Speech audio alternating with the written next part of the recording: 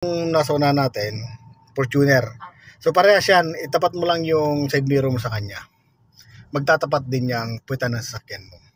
Pero wag mo siyang dikitan masyado. No? O, ganyan lang. Itapat mo yung side mirror mo sa kanya. Pag tapat kasi side mirror mo sa kanya, yung puwita ng sasakyan mo, magtatama rin. Tapat ka din po. Oo, yan lang ka doon yan. Kasi sa parallel kasi sa parking, kailangan yung puwita ng sasakyan mo, at least tumapat doon. Or, pwede mo lagpasan din, pwede rin, basta professional ka. Pero, dahil sa kagaya mo nag-aaral pa, ito mga pinaka-basic. Una, tapat ng side mirror, pinaka-safe na yan. Tingnan mo yung pagkita natin dyan sa sasakyan na yan. So, hindi ka masyadong madikit, di rin sobrang malayo, no? Okay, pag nakatapat na yan, ma'am, gawin mo, sagad mo naman manibela mo, kung saan papunta yung puwita ng sasakyan mo. Saan natin pupunta? Sa kanan, siyempre. Pupunta sa kanan, no? Tapos, kukunin mo lang 45-degree angle. Ang 45-degree angle, di ba mayroon sakyan sa likod mo? Kailangan yung sakyan sa likod mo na yon, kailangan makita mo yung side mirror. Nalagpasan mo na yung kanyang headlight. Ayun, yung pinakalas na headlight. Ayun, no? Pinakalas. Nalagpasan mo na konti. Yan. May space na siya. Ito, to. Okay? Yan ang angle niyan. Then, balik mo na sa gitna. 1 and 2. Then, atras ka na. So, dito wala ka ng problema. Ito na lang yung babantayan mo ito. Yung gulong mo dyan sa likod, ilalapit mo sa gutter. Ayun, ilalapit-lapit ko yung gulong natin doon sa guhit. No? May mga palatandaan din yan. Isa pa, yung side mirror mo, tatapat yan dyan sa side ng sakyan. Ayan o. Ayan o. Di ba nakatapat na siya dyan? Dito sa side niya. Ito. Yan side mirror mo. So, pag dapat na yan dyan, ayan, tapat na siya. No? Pwede mo na sagad mo develop pag gano'n. No, yan ang mga palatandaan dyan. Then, hintay mo siya, pumasok hanggang sa kung makita mong pantay na siya. Yan, no, mapantay natin yan.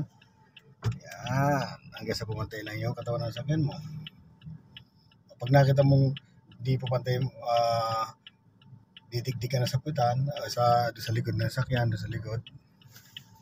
Okay? Pwede mo nang bawiin itong manibela pupunta dito. Then, abante mo siya, konti. Nakikita mo, pantay na agad yan. Ayan mo. Ayan, diba? Naka-align ka na dun sa mga sakyan sa likod mo. Gitna mo na ito. 1 and 2. Nandito ka na, naka-park ka na. So, yun ang problema ng parking. Paano mag-parking? Mas easy lang naman ang parking. Basta marunong ka na magpatakbo, na-handle mo na yung sasakyan mo. Kailangan alam mo siyang i-handle yung manibela, alam mo lang handle yung gas at brake. Kasi automatic naman to. Easy naman to sa'yo. Parang naglalaro ka na lang yan.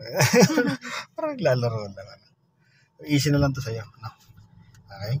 So, paglabas naman dito sa ganito, okay, dito sa parking na to parallel, pwede mong sagad itong manibela pupunta dito. Then, diretso kang drive. Kaya lang, siyempre matatakot ka. Fortuner yan, sasabitan mo siya. Para maiwasan mo siyang masabitan, baliktarin mo yung ikot dito, punta ka dito. Then, umatras ka muna. Advantage kasi pag sinagad mo manibela mo, pag konting atras na yan, ang laki na nakuha mo na area, malaki na nabawi, parang daya yan eh. Then, isagad mo pa doon, tapos pag in-drive mo siya, labas na agad. Okay? Yan. Kailan babalik yung manibela mo? Okay? So, signal tayo, ba mabash ka na naman eh. Wala kang signal. Titignan mo muna sa wala naman. Ito, hintayin mo lang tong side ng katawan ng sakyan mo na lumagpas lang dito sa posisyon ng Fortuner na yan. Kasi pag dito, ginitna mo na kagad manibela, babanggayin mo siya. Kailangan side ng katawan ng sakyan mo dyan, itong side ng hood mo yan, unahan, ayan, nakaganyan na, nakahiwalay na siya, di ba? Nakahiwalay na siya dyan. O, gitna mo na itong manibela mo. Gitna mo na to. 1 and 2. Hindi mo na siya sasabitan. Tapos, kailan mo babawiin yung manibela mo? Pag tupat tayo side mirror mo dyan, ayan o. Pag dapat ang side mirror mo dyan, yan no. O, ito, bawiin mo na to. Hanggang sa makatuwid ka lang. O, yan lang yung mga technique lang dyan, O, pantayin na,